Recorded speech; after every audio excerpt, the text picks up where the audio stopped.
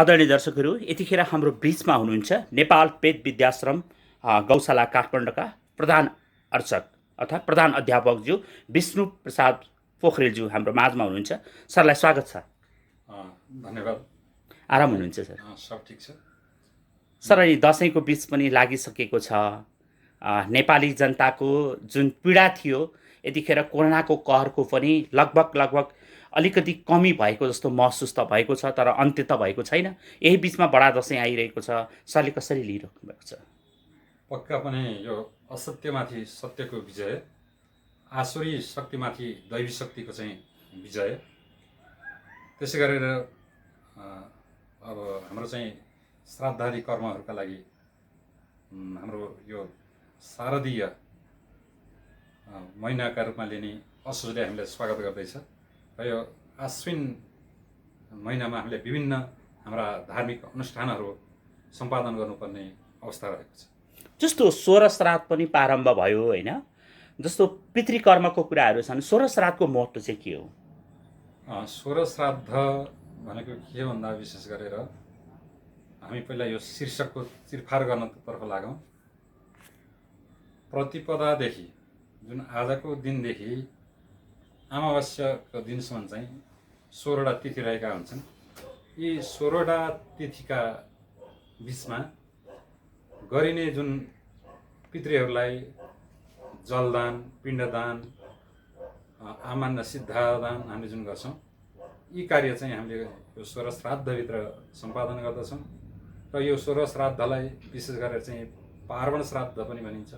किन भन्दा हाम्रा चाहिँ पर्वहरू सुरु भइसकेका छन् र पर्व सुरु हुनुभन्दा अगाडि हामीले हाम्रा सबै पितृहरूलाई आह्वान गर्छौँ र देवपरक रूपमा, पितृपरक रूपमा हामीले चाहिँ पूजन गर्छौँ, श्राद्धादि कर्मद्वारा सम्झने काम गर्दछौँ।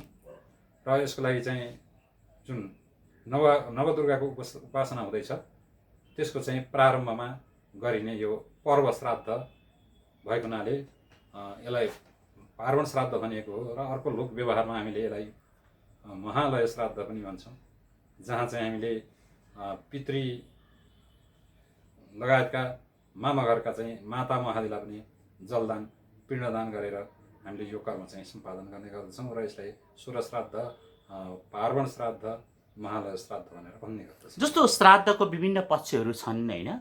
सोह्र श्राद्ध चाहिँ बडा दसैँलाई इङ्कित गरेर गरिने हो कि अरू विशेष कारण पनि छ? पक्का पनि यसमा जुन पर्वले युक्त हाम्रो चाहिँ सभ्यता संस्कृति छ, वैदिक संस्कृति छ, सनातन संस्कृति छ र यी हाम्रा चाहिँ कार्यहरू सम्पादन गर्दा पहिला जस्तो हामीले विवाह, व्रतबन्ध, गृहप्रवेश, सप्ताह इत्यादि कर्म गर्दाखेरि पहिला पितृहरूलाई चाहिँ देवपरक रूपमा हामीले र पितृपरक रूपमा अभ्युदय श्राद्ध, नान्दी श्राद्ध, वृद्धि श्राद्धका माध्यमबाट सम्झिने काम गर्दछौँ। र त्यसै गरी विशेष पर्वहरू जुन भाइटिका, कोजाग्रत पूर्णिमा, अनि त्यसै गरी चाहिँ विजयादशमी, घटस्थापना आदि गरेका विशेष देव कार्यहरू छन्। यी देव कार्य सम्पादन हुनुभन्दा पूर्व पहिला चाहिँ हामीले त्यही प्रकृतिको, नाम भिन्न भए पनि लगभग त्यही प्रकृतिको श्राद्ध गर्दछौँ, जसलाई पर्व श्राद्ध भनेर भन्ने गरेको छ र यो अनिवार्य छ। यो नगरिकन हामीले देव कार्यमा उद्यत हुन, अगाडि बढ्न पाउँदैन। जस्तो श्राद्धकै बिचमा कुराहरू छन्। श्राद्धमा चाहिँ बिहान उज्यालो नहुँदै पनि श्राद्ध गर्न ब्राह्मणहरू आउनुहुन्छ, चाहे व्यस्तता होला केही होला, तर पनि श्राद्ध चाहिँ यो 16 श्राद्धको श्राद्ध कुन चाहिँ उपयुक्त समय हो? यहाँले प्रश्न गरेको उत्तर यस प्रकार छ। श्राद्ध विभिन्न स्वरूपका हुन्छन्, विभिन्न खालका हुन्छन्। कतिखेर गर्ने भन्ने, कतिखेर एउटा समय चाहिँ व्यवस्थापन गरिएको छ। वृद्धि श्राद्धलाई चाहिँ नन्दादि श्राद्ध नाम गरेका श्राद्धलाई चाहिँ प्रातःकालीन समयलाई उत्तम मानिएको छ भने एकोदिष्ट जुन तिथि श्राद्ध छ, जुन तिथिमा मान्छेको चाहिँ मरेको छ, दिवंगत भएको छ, उसको सम्झनामा गरिने श्राद्धलाई चाहिँ क्षय श्राद्ध, तिथि श्राद्ध अथवा एकोदिष्ट श्राद्ध भनिन्छ। र यो चाहिँ मध्याह्नको समय हो, लगभग 11-12 बजेबाट हामीले सुरु गर्छौँ भने अर्को श्राद्ध पार्वण श्राद्ध, जुन पर्व श्राद्धको हामीले चाहिँ अहिले प्रसङ्ग उठिरहेको हुनाले त्यसबारेमा चर्चा गर्दैछौँ। र यो पार्वण श्राद्ध चाहिँ अपराह्नको समयमा गरिन्छ र यसलाई चाहिँ खास मुख्य समय भनेको यसको चाहिँ 2 बजेबाट सुरु हुन्छ। तर बिहान उज्यालो हुनुभन्दा अगाडि पनि श्राद्ध हुन्छ, त्यो भनेपछि पितृले पाउन गाह्रो हुन्छ। एकदम, यो त अनि भनेअनुसार नै यो शास्त्र निषिद्ध कर्म नै हो। र अहिले त तपाईँको चाहिँ मान्छेको व्यस्तताले गर्दाखेरि बिहानै अफिस जानु पऱ्यो भने बिहानै श्राद्ध गर्छु भन्ने, अब गुरु पुरोहितले पनि अब छिटै चाहिँ गर्नुपर्छ, मेरो चाहिँ अब 2-3 मिनट चाहिँ श्राद्ध सिद्ध्याउनुपर्छ भन्ने खालका कुरा पनि आउन सक्छन्। तर त्यो होइन, वास्तविक रूपमा हामीले चाहिँ किन भन्दा श्राद्ध गर्ने भनेको चाहिँ पितृहरूलाई चाहिँ पिण्ड जलदान हामीले भनिसकेका छौँ। त्यो प्राप्त खाने, त्यसलाई ग्रहण गर्ने समय कुन हो, त्यो अनुसार चाहिँ हाम्रो शास्त्रीय व्यवस्था मिलाइएको छ। र त्यो समय भनेको चाहिँ मध्याह्नको समय भएको हुनाले त्यो मध्याह्न समयमा नै हामीले गर्नुपर्छ। र बिहान अथवा चाहिँ मनलाग्दो तरिकाले आफ्नो समय चाहिँ मा गर्छु भनेर यो चाहिँ होइन, यसले चाहिँ हानि नै पुऱ्याउँछ, कर्तालाई पनि हानि पुऱ्याउँछ र गर्ने पुरोहित यजमान सबैलाई हानि नै पुऱ्याउँछ। त्यही भएर कुन समयमा गर्दाखेरि ठिक हुने हो, त्यो शास्त्रले गरेको व्यवस्थापन जुन छ त्यसैलाई नै अगाडि बढाउनु पर्छ। जस्तो कर्ताले भन्यो भन्नेमा ब्राह्मण पुरोहितले त्यो कार्य गर्नु हुँदैन। एकदम, यसमा त उहाँहरू पनि आफ्नो ठाउँमा बस्नुपर्छ पक्का पनि। र जुन समय हो त्यो समयमा गर्नुपर्ने हुन्छ। र कर्ताले भन्यो भन्दैमा किन त्यो शास्त्र विरुद्ध नआचरणीय भनेर भन्छ होइन, शास्त्र विरुद्ध त जानु भएन। अब त्यसले गर्दाखेरि बरु त्यसका विकल्प छन्। श्राद्ध चाहिँ गर्नको लागि पिण्डदान गर्न सकिएन, एउटा अवयव उमेरका कारण, अशक्तता कारण भने तर्पण मात्रै गर्ने हो कि अथवा सिधादान मात्रै गर्ने हो कि, अरू अरू व्यवस्था छन् त। तर अब त्यसमा पनि सक्दैन, अरू त वैकल्पिक व्यवस्था छन्। जस्तो चाहिँ ब्राह्मणै बोलाएर अब परिवारका जुन अधिकार प्राप्त चाहिँ व्यक्तिहरू छन्, अशक्तता भएको अवस्थामा उनीहरूलाई चाहिँ प्रतिनिधिका रूपमा चाहिँ चयन गरेर पनि गराउन सक्ने व्यवस्था छन्। तर समयमा हुनु पर्यो, बेस समयमा चाहिँ होइन, जुन शास्त्रले तोकेको समय विरुद्ध चाहिँ गरियो भने त्यो चाहिँ पितृहरूले चाहिँ ग्रहण गर्दैनन् र त्यसमा चाहिँ बेसी ध्यानै दिनु। जस्तो अर्को कुरा पनि शास्त्रकै कुरा आयो सर, अलिकति जस्तो यसमा चाहिँ जस्तो ब्राह्मणले एउटा घरमा श्राद्ध गरेपछि अरू श्राद्ध गर्नु पर्यो भने त्यसका पक्षहरू छन्, अरू पक्ष नगरिकन उनले श्राद्ध गर्नु हुँदैन भन्नेहरू पनि छन्। जस्तो श्राद्ध गर्न आएको ब्राह्मणलाई चाहिँ कुनै न कुनै गरेर चाहिँ मुख चाहिँ जुठो बनाएर पठाउनुपर्छ भन्ने पनि मान्यता छ। तर त्यो जुठो गरिसकेपछि अर्को ठाउँमा श्राद्ध गर्न मिल्ने नमिल्ने के छ शास्त्रमा? अब यो त एकदम गहन अध्ययनको विषयवस्तु हो र अब निचोड पनि यही आएको छ कि श्राद्ध गरिसकेपछि ऊ आफ्नो नित्य कर्म गरेर चाहिँ आफ्नो घरको चाहिँ सम्पूर्ण चाहिँ पाञ्चन इत्यादिको जुन नित्य कर्म गरिसकेपछि श्राद्ध कर्मका लागि मध्याह्नको समयमा जाने हो। र मध्याह्न समय भनेको चाहिँ 11 बजे पछाडिको समय हामीले लियौँ। र त्यो समयमा गएर श्राद्ध गर्दै उसले चाहिँ त्यहाँ चाहिँ मन्दम मन्दम भोजयत भन्ने शब्द पनि आउँछ। ब्राह्मणले चाहिँ पहिला ब्राह्मणलाई चाहिँ तृप्त पारेर भोजन गराइसकेपछि मात्र त्यहाँ पिण्डदान आदिको त्यो अधिकार प्राप्त हुन्छ। पहिला चाहिँ ब्राह्मणलाई तृप्त गरिसकेपछि बल्ल चाहिँ पितृहरू तृप्ति हुन्छन् तिनीहरू। यस अर्थमा भने ब्राह्मणले त अब जुठो भयो, भोजन गरेपछि त जुठै मानिन्छ। र यसरी पुनः त्यही ब्राह्मणद्वारा श्राद्ध गराउनु त्यो निषिद्ध नै छ। तर व्यवहारिक रूपमा हामीले हेर्नु पर्यो ब्राह्मणको अभाव, यसले गर्दाखेरि यदि त्यस्तो परिआएको खण्डमा हामीले चाहिँ ती ब्राह्मणले पुनः श्राद्ध गराउने ब्राह्मणले फेरि स्नान गरेर पवित्र भएर गायत्री मन्त्र जपेर जान सक्ने व्यवस्था हुनसक्छ त्यो अवस्थामा। तर सकेसम्म चाहिँ एउटै देश काल पात्र एउटै हुनुपर्ने चाहिँ यो स्वयंसिद्ध तथ्य हो र त्यसरी नै बढ्नुपर्दछ। र यसको मतलब कर्म नै लोभ गराउनु त भएन। ब्राह्मणको अभाव छ भने अब स्नान आदि कर्मद्वारा पुनः अर्को कर्ममा निवृत्त हुन सकिन्छ। जस्तो अर्को ब्राह्मणमा अथवा कर्ताहरूमा पनि एउटा समस्या आइरहेको छ, केश मुण्डन नगरिकन श्राद्ध तर्पण हुने, होइन, त्यो धेरै समस्या पनि देखिएको छ कि केश मुण्डन नगरिकन श्राद्ध गराउनु हुन्छ कर्ताले वा ब्राह्मणले, के छ व्यवस्था? अब यसमा चाहिँ ब्राह्मणको हकमा चाहिँ तपाईँको जसलाई चाहिँ पितृकार्यको लागि अधिकार प्राप्त छ उसले चाहिँ केश मुण्डन, नख रोमाणी जुन भनेर भनिन्छ यी सबै गर्नु पर्यो। र किन भन्दा उसले पनि आफूले पनि श्राद्ध सम्पादन गर्नुपर्ने भएको हुनाले उसले गर्दछ। यजमानको हकमा त किन भन्दा श्राद्धको अधिकारी नै यजमान हो। र मातापिताको चाहिँ तिथिमा चाहिँ उसले श्राद्ध गरिरहँदाको अवस्थामा चाहिँ मुण्डनलाई त छेउ र कर्म विधाय भनेर भन्छ होइन। अब पितृकार्यमा चाहिँ छेउरलाई चाहिँ विशेष महत्त्वका साथ लिइन्छ र छेउर कर्म गर्नु, मुण्डन गर्नु त अनिवार्य नै हो। जसरी अघिल्लो दिन सोहोनी दिउ बस्ने, घर सफा गर्ने अथवा लिपपोत गर्ने आदि शास्त्रीय परम्परा थियो होइन। तर अहिले त अब मठ मन्दिरहरूमा जाने आदि इत्यादि, मठ मन्दिरमै पनि गर्ने, गङ्गामा जाने, यता गर्ने पनि छन्, स्थान अभावको पनि हुनसक्छ। तर यो श्राद्ध चाहिँ कहाँ गर्दा उपयुक्त हो सर? यसको लागि त सर्वप्रथम हामीले चाहिँ पाक क्रिया चाहिँ गर्नुपर्ने भएको हुनाले घरमै हामीले चाहिँ पाक क्रिया गर्नुपर्छ। पाक क्रियाको अर्थ हुन्छ तपाईँको पिण्डका लागि हबी पकाउने, हबी तयार गर्ने र अब ब्राह्मण अनि त्यो घरमा आएका अन्य निम्तालुहरू सबैलाई चाहिँ भोजन गराउने पनि एउटा श्राद्धको अङ्ग भएको हुनाले अब पाचन प्रक्रिया त बाहिर त सम्भव भएन र यसले गर्दा पनि यो सोह्र श्राद्ध चाहिँ विशेष गरेर पाकक्रिया चाहिँ घरमा गर्दै सम्पन्न गर्नुपर्ने भएको हुनाले घरमै गर्नुपर्ने शास्त्रीय व्यवस्था छ। र अर्को यहाँले जुन प्रश्न गर्नुभएको छ गङ्गा आदि तीर्थमा, घाटहरूमा, विभिन्न चाहिँ क्षेत्रहरूमा गरिने त अब त्यो तीर्थ श्राद्धको व्यवस्था छँदैछ त्यसमा। र अब डेरामा बसिएको छ भने अब हामी चाहिँ भाडा तिरेर बसेका हुन्छौँ, त्यो अवस्थामा चाहिँ भाडै तिरिसकेपछि त्यो आफ्नो घर बराबर नै हुन्छ भनेको छ। त्यस्तै गरेर हो विकल्पमा जानु पर्यो, ठाउँको अभाव छ, घरमा चाहिँ डेरामा चाहिँ श्राद्ध गर्ने वातावरण छैन भने हामी जुन क्षेत्रमा जान्छौँ त्यो क्षेत्रमा त्यो त्यहाँका क्षेत्रपाललाई जो अधिकार प्राप्त व्यक्ति छन् ती व्यक्तिलाई त्यो भूमि प्रयोग गरे बापत निष्क्रिय द्रव्य दिएर हामीले चाहिँ अगाडि बढ्नुपर्ने हुन्छ र यो पनि व्यवस्था रहेको छ। जस्तो केही समय अगाडि जस्तो धेरै कुराहरू विवाद आएको थियो। गोकर्णमा एउटा सोह्र श्राद्धकै बिचमा श्राद्ध तर्पण गर्ने भनेर एउटा यज्ञ लगाइएको थियो, जुन बिचमा मलाह श्राद्ध त्यहाँ हुँदैन भनेर विद्वानहरूले भन्नुभएको थियो। त्यस्तो पनि अवस्था हुन्छ होइन सर? अब यसमा यो त बिल्कुल अलि भिन्न खालको र शास्त्र निषिद्ध कर्म नै हुनु भन्छु मैले। र एक त रह्यो तपाईँको यो एक वर्ष अगाडि कुरा गर्नुभयो होला, त्यो बेला चाहिँ शुक्रास्त गुरु बृहस्पति अस्तको समयतिर थियो भने अर्कोतिर चाहिँ शारदीय नवरात्रको चाहिँ अगाडि र यो चाहिँ जुन सोह्र श्राद्धको बिचमा गरिएको कर्म थियो र त्यो समय पनि उचित थिएन। र त्यसमा पनि यस्तो हुन्छ, अब श्राद्ध कर्ता स्वयं उपस्थित भएर सङ्कल्प लिएर पिण्डदान आदि गर्ने कर्म भनेको थियो जो छोरो हो जसलाई अधिकार प्राप्त व्यक्ति छ उसलाई मात्रै हुन्छ र अन्यलाई चाहिँ हुँदैन। र एउटा अनुष्ठानका माध्यमबाट आर्थिक रकम सङ्कलन गर्ने, त्यसलाई चाहिँ मन्दिर व्यवस्थापनमा खर्च गर्ने, सामाजिक कार्यमा चाहिँ खर्च गर्ने त्यो भिन्न बाटो हो, एउटा माध्यम बनाइएको हुन्छ। तर त्यो पूर्ण शास्त्रसम्मत चाहिँ तरिकाको भनेर हाम्रो धर्मशास्त्रले त्यसलाई मान्दैन।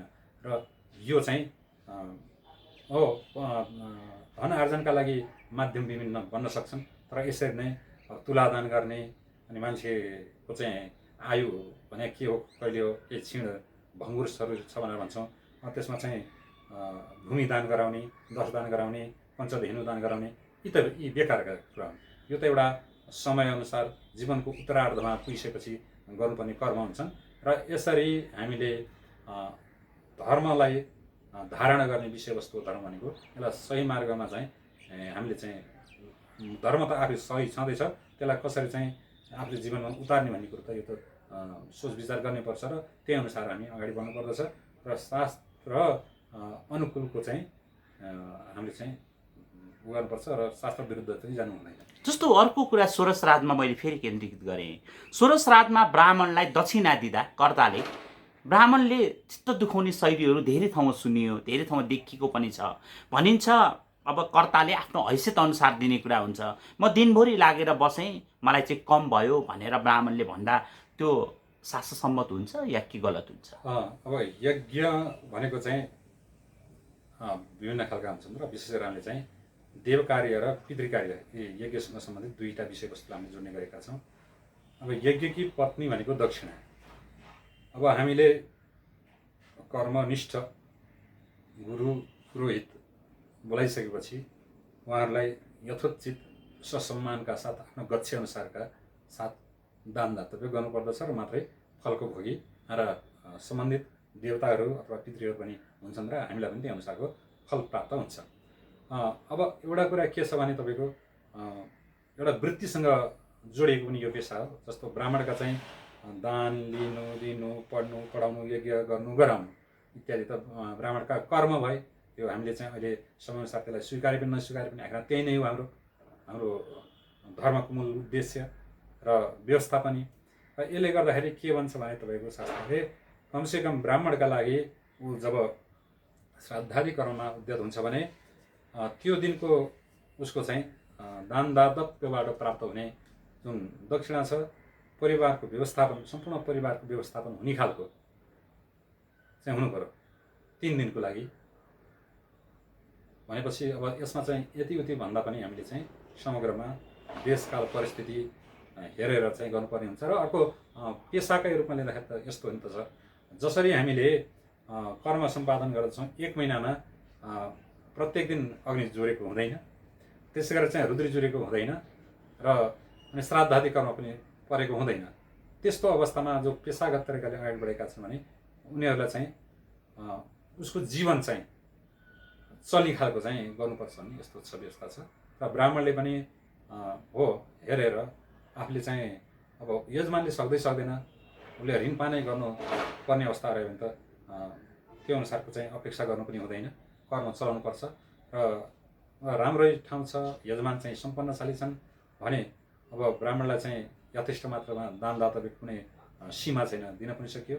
र जसको चाहिँ केही गर्न सक्ने हैसियत छैन, खालि पितृहरूलाई देवताहरूलाई सम्झिने मात्रै हो भने उसले पनि आफ्नो गच्छ अनुसार आफ्नो सामर्थ्य अनुसार चाहिँ गर्नुपर्छ। यति उति भन्ने कुरो होइन, यो त श्रद्धाको कुरा भनेर भने हामीले श्रद्धापूर्वक दिने चिज हो र समयअनुसार परिस्थितिअनुसार कालअनुसार र आफ्नो चाहिँ गच्छ अनुसार चाहिँ व्यवस्थापन मिलाउनु पर्दछ। यो मिलाइयो भने ठिक हुन्छ। जस्तो अर्को कुरा, यो श्राद्धकै विषयमा दाजुभाइहरू हुन्छन्, धेरैजना दाजुभाइहरू, त्यसमध्येमा पिता वा माताको देहान्त पछाडि एकाएक रूपमा दाजुभाइमा भिन्नता आउँछ, श्राद्ध पनि छुट्टा छुट्टै गर्छन्। त्यस्तो अवस्था श्राद्ध चाहिँ जेठो छोराले गर्नुपर्ने वा अरू छुट्टा छुट्टै गर्न मिल्ने के छ व्यवस्था? अब हामी जब मूल घरमा हुन्छौँ, घरको जुन पुर्ख्यौली मूल घर मूल थलो भनेर भन्छौँ, र त्यो घरमा हामी रहँदाखेरिको अवस्थामा यदि कुनै यस्तै खालका घटनाहरू कार्यहरू जुन श्राद्धादिका प्रसङ्गमा हामी अगाडि बढ्नुपर्ने हुन्छ भने त्यो घरको चाहिँ माता अथवा पितासँग सगल अवस्थामा यदि हामी रहेको अवस्थामा चाहिँ मूल घरमै यी कर्महरू हुने भए मान्छेको मृत्युदेखि वर्ष दिनसम्मका कार्यहरू मूल घरमै गर्नुपर्ने हुन्छ। र हाम्रो एउटा विवाहमा चाहिँ हामीले विवाह गरिसकेपछि नेपाली समाजमा विशेष गरेर चाहिँ छुट्टिने परम्परा लगभग यो घरको चाहिँ रहेको छ र घरको कहानी नै यही हो। र त्यो छुट्टिँदाखेरि हाम्रो चाहिँ धार्मिक परम्परा अनुसार आगो जुन अगेनामा आगो हुन्छ, पहिला त हामीले चाहिँ मुढाहरू दाउराहरू बाल्ने र त्यही खराइमा पुरेर चाहिँ आगो ननिभाउने, आगो निभाउनु हुँदैन भन्ने त्यो परम्पराबाट अगाडि बढेको समाज हो। तर अहिले त्यो नभए पनि र यसरी छुट्टिँदा पनि त्यो अग्निलाई चाहिँ विभाजन गरेर चाहिँ अग्नि लिएर मात्रै छुटेको छ भने त्यसलाई चाहिँ आधिकारिक मानिन्थ्यो। र अहिले चाहिँ तपाईँको जुन घरमा चाहिँ दशगात्र आदि कर्म वर्ष दिनसम्मका कर्म चाहिँ जहाँ हामीले चाहिँ सुरु गरेका छौँ त्यही घरमा बसेर गर्ने हो। र त्यो अवस्थामा हामी चाहिँ भिन्न हुन सक्दैनौँ। र जब वार्षिक श्राद्ध सिद्धिन्छ र त्योभन्दा पछाडिको श्राद्धका लागि चाहिँ हामीले यदि मान्छे एकै ठाउँ त बस्न सक्दैन, दाजुभाइहरू पनि भिन्न भिन्न भएर बसेका हुन्छन्, त्यो अवस्थामा अब एक ठाउँ आएर श्राद्ध आदि कर्म गर्न नसक्दाको अवस्थामा त्यसलाई चाहिँ विभाजन हुनु पर्यो। पिण्ड फुटाउने भनेर भन्छौँ हामीले। यसरी पिण्ड फुटाइसकेपछि ती कर्ताहरूले ब्राह्मणहरू बोलाएर त्यही तिथिमा आफ्नो घरमा चाहिँ श्राद्ध चाहिँ सम्पादन गर्नुपर्छ। जस्तो एकचोटि पिण्ड फुटेपछि पुनः एकै ठाउँ बसेर श्राद्ध गर्न मिल्छ कि मिल्दैन? यो चाहिँ शास्त्र विरुद्ध नै छ। जब हामीले चाहिँ औपचारिक रूपमा पिण्ड फुटाउँछौँ भने त्यही अनुसार चाहिँ अब हामीले चाहिँ श्राद्ध कर्म गर्नुपर्ने भएको हुनाले पुनः त्यसलाई संयोजन गर्ने, पुनः चाहिँ अब म त पहिला कारणवश यसरी चाहिँ अन्यत्र भएँ, अन्यत्र लागेँ र एकै ठाउँ बस्नु सम्भव भएन। अब फेरि म चाहिँ सँगै बसेर चाहिँ श्राद्ध कर्म गर्छु भनेर भने त्यो चाहिँ फेरि हुँदैन भनेपछि फुटेपछि फुट्यो। जस्तो यस बारेमा जस्तो अर्को चाहिँ यो 16 श्राद्धकै विषयमा, 16 श्राद्धमा दिउँसो मध्याह 2 बजेपछि भन्ने कुरो आयो होइन, अपराह्न नै भनौँ अझै। त्यो समय भनेपछि गुरु 2 बजेपछिको श्राद्ध गर्नुको पर्ने कारण के? अब यसमा के छ भने जस्तो वृद्धि श्राद्धको कुरा गऱ्यौँ, प्रातः वृद्धि निमित्तकम भनेर भन्छ होइन। वृद्धि श्राद्ध जुन छ बिहानको समय हो र यो चाहिँ देवपरक भएको हुनाले देवताहरूको चाहिँ उपासना हामीले चाहिँ प्रातःकालीन समयमा गर्दछौँ। र अर्को एकोदिष्टको श्राद्धको कुरा आएर हामीले मध्याहको समय भनेको पितृहरूको चाहिँ उनीहरू पनि पितृलोकमा आफ्ना कर्म हुन्छन्, त्यो कर्म उनीहरूले नित्य कर्म गरिसकेपछि भोजन ग्रहण गर्ने, हामीले दिएको पिण्ड जलहरू ग्रहण गर्ने समय भनेको उनीहरूको चाहिँ मध्याहको समय रहेको छ। त्यसै गरी अब हामीले पारण श्राद्धको कुरा गऱ्यौँ, यो पर्व श्राद्ध भयो। यो पर्व श्राद्धमा चाहिँ के भन्दा देवताहरू पनि त्यहाँ आगमन हुने हो, आवागमन हुने भयो। त्यहाँ पितृहरूको पनि आवागमन हुने भएको हुनाले उनीहरूको सामूहिक रूपमा चाहिँ आवागमन हुन्छ। र सामूहिक रूपमा भएका यी हाम्रा चाहिँ पितृपङ्क्ति र देवपङ्क्तिका जुन ब्राह्मण छन् अथवा पितृहरू त्यो स्वरूपमा आएका छन्, उनीहरूलाई भोजन गराउने समय भनेको चाहिँ 2 बजे अपराह्नको समयको हुनाले यो समयलाई पनि यसरी चाहिँ व्यवस्थापन मिलाएको छ र त्यही अनुसार चाहिँ गर्नुपर्दछ भन्ने कुरो चाहिँ शास्त्रमा आएको छ। र हामीले चाहिँ व्यवहारमा कति उतार्न सक्छौँ सकेनौँ त्यो आफ्नो ठाउँमा छ। तर भनेको यो त्यही अनुसार हामी चाहिँ गर्नुपर्ने देखिन्छ। जस्तो अब यो 16 श्राद्धपछि बडा दसैँ लगतै आउँछ होइन, अघि नै पर्व श्राद्ध पर्वको विषयमा यहाँले भनिहाल्नु हो। जस्तो सर अब 16 श्राद्धमा यदि कुनै व्यक्तिले आफ्ना दिवंगत पितृहरूप्रति सम्झिएर श्राद्ध तर्पण गरेनन् भने दसैँ मनाउने अधिकार राख्छन् राख्दैनन्, के छ व्यवस्था? पक्का पनि त्यहाँ भनिएकै छ शास्त्रमा चाहिँ, जब सूर्य कन्या राशिमा जान्छन् भने पितृहरू पितृलोक छोडेर यस पृथ्वी लोकमा आउँदछन् र आफ्नो चाहिँ सन्ततिको वासस्थान वरिपरि उनीहरू चाहिँ रहन्छन्, घुम्छन् भन्ने कुरो आएको छ। र यसरी अब यो समय भनेको चाहिँ पितृहरूको चाहिँ पृथ्वीमा आफ्नो परिवारमा आफ्नो सन्तति दर सम्पत्तिका घरमा चाहिँ आवागमन हुने बस्ने चाहिँ समय हो भन्ने कुरा हामीले यसरी लिनुपर्दछ। र यसरी यो शारदीय नवरात्र जुन छ शरद ऋतुको चाहिँ आश्विन कृष्ण पितृपक्षको यो 16 दिनसम्म चाहिँ पितृहरूको चाहिँ वास यस पृथ्वीमा हुने भएको हुनाले त्यो समयमा पितृहरूको जुन तिथि छ त्यो तिथिलाई आधार माने अझै हाम्रो शास्त्रीय व्यवस्था हेर्ने भने त 16 सम्भव हुन्छ भने 16 दिन चाहिँ 16वटा श्राद्ध गर्नुपर्ने समयका व्यवस्था रहेका छन्। अनि त्यसै पञ्चमीदेखि चाहिँ उता अमावास्यासम्मको, अष्टमीदेखि अमावास्यासम्मका अरू बाँकी श्राद्ध गर्नुपर्ने भन्ने व्यवस्था छ। तर अब त्यो सबै सम्भव होला नहोला नहुँदाखेरि अवस्थामा आफ्नो चाहिँ पितृको चाहिँ जुन तिथि हो त्यसमा श्राद्ध गर्ने र यसरी यो श्राद्ध त पर्व श्राद्धका रूपमा लिने र यो श्राद्ध नगरिकन देवाधिकारको लागि चाहिँ त्यो अधिकार प्राप्त पनि हुँदैन। त्यसले गर्दाखेरि चाहिँ यो श्राद्धलाई अनिवार्य रूपमा लिएको छ। जस्तो 16 श्राद्धकै बिचमा विविध कारणले रोकिएको पनि हुन्छ श्राद्धहरू, श्राद्धको अन्तिम दिन चाहिँ छुटे फुटेका सबै श्राद्ध गर्न मिल्छ भन्छन्, के छ व्यवस्था? एकदम अब समाजमा चाहिँ विभिन्न प्रकृतिका मान्छेको बसोबास हुन्छ र आफ्नो दाजुभाइहरू पनि धेरै नै हुने वंश विस्तार क्रममा चाहिँ कोही कता पुगेका हुन्छन्, कोही कता पुगेका हुन्छन् र यसमा जुठो सुतको यस्ता आशंका घरमै नै रजस्वला भएको अवस्था इत्यादि जे पनि हुन सक्छन्। र यो अवस्थामा तपाईँको चाहिँ श्राद्ध रोकिएको छ भने पितृको तिथिमा रोकिएको छ भने पितामहकोमा चाहिँ पनि त्यस्तै बाधा व्यवधान हुने र पितामह त्यसमा पनि भएन भने अमावास्या औँसी। अब यसका विकल्पहरू छन् कार्तिक कृष्ण पक्षको एकादशी। यसरी चाहिँ त्यो श्राद्धलाई चाहिँ रोकिएको श्राद्धलाई फुकाउनको लागि अन्य वैकल्पिक व्यवस्था छन्। यसले पनि के देखाउँछ भन्दा श्राद्ध भनेको अनिवार्य हो, त्यो अनिवार्य रूपमा भएको जुन व्यवस्था छ त्यसलाई चाहिँ म गर्दिनँ अथवा पछि मन लागेको उसलाई चाहिँ अनुकूल हुँदाखेरि समयमा गर्छु भन्ने त्यसरी हुँदैन। गर्ने भयो शुद्धकान्त गर्नु पर्यो। अनि त्यसै गरेर भएन भने अब हाम्रो चाहिँ शास्त्रले तोकेको चाहिँ जुन समय छ त्यो समयमा गर्नु पर्यो र गर्न चाहिँ गर्नै पर्यो। श्राद्ध चाहिँ गर्नु पर्यो, रोक्न भएन। हामी अन्तिममा छौँ। 16 श्राद्धको बारेमा एकदमै बुझ्ने भाषामा बुझाइदिनु भयो होइन। भनेपछि आम रूपमा यहाँलाई हेरिराख्ने व्यक्तिहरू जस्तो देश विदेशमा छन्, श्राद्धको महत्त्वको बारेमा त बुझिहालियो, तर श्राद्ध गर्नलाई सहज हुने उपाय बताइदिन सक्नुहोस् न? एकदम पितर वाक्यमिच्छन्ति भावमिच्छन्ति देवता भनेर भन्छ। पितृहरू चाहिँ शुद्ध वाक्यको अपेक्षा गर्दछन्। तिनीहरूले चोखनी त गरोस्, शुद्धसँग चाहिँ मेरो कार्य सम्पादन गरोस् भन्ने खालको अपेक्षा हुन्छ भने देव पूजामा चाहिँ भाव कस्तो छ, उसको चाहिँ भावना कस्तो छ, उपासना गर्ने पद्धति कस्तो छ त्यसमा भर पर्दछ।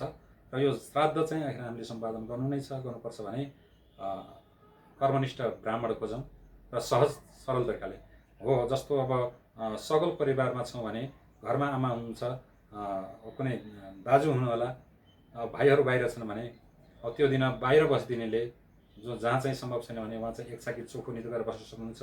श्राद्धका दिन श्राद्ध नदिने जाने उहाँहरूले चाहिँ केही नखाइदिने र जब मूल घरमा चाहिँ विधिवत रूपमा चाहिँ श्राद्ध सम्पन्न हुन्छ, त्यो सम्पन्न भइसकेपछि अहिले त सञ्चारका विभिन्न माध्यम छन्, माध्यमबाट जानकारी दिने गर्ने र त्यो श्राद्ध सिद्धिसकेपछि भोजन ग्रहण गर्ने त्यो तरिकाले पनि जान सकिन्छ। तर जसलाई अधिकार प्राप्त छ भने ऊ स्वदेशमा छ अथवा विदेशमा छ, जहाँ छ उसले चाहिँ त्यहाँको अवस्था अनुसार देशे काले छ पात्रे जमाना भन्छौँ, त्यो अनुसार चाहिँ प्रस्तुत हुनुपर्छ र यसलाई चाहिँ